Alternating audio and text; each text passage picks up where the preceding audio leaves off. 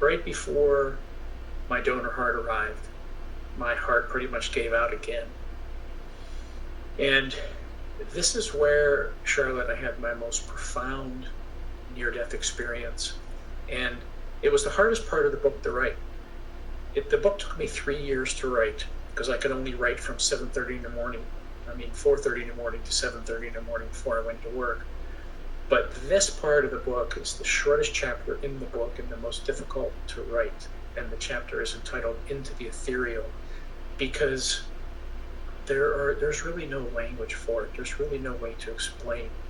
And after I wrote it, and particularly I think you heard me on Coast to Coast, I had a lot of people contact me, and then other people who have written books on indies contacted me and said, hey, look, we all go through this.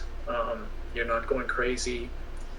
But what happened to me in that moment, Charlotte, is that when I just gave up my soul, essentially, and said, do with me what you will, and my heart was failing, in that moment, and really nobody knows how long you're there, but the chapter is entitled Into the Ethereal.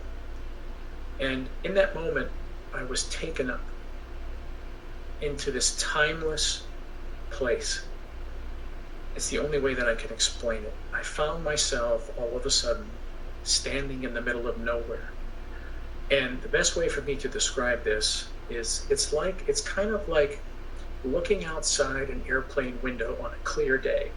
You could see everything, but nothing at all. You could look out there, there's all this blue sky, but you're really not looking at anything.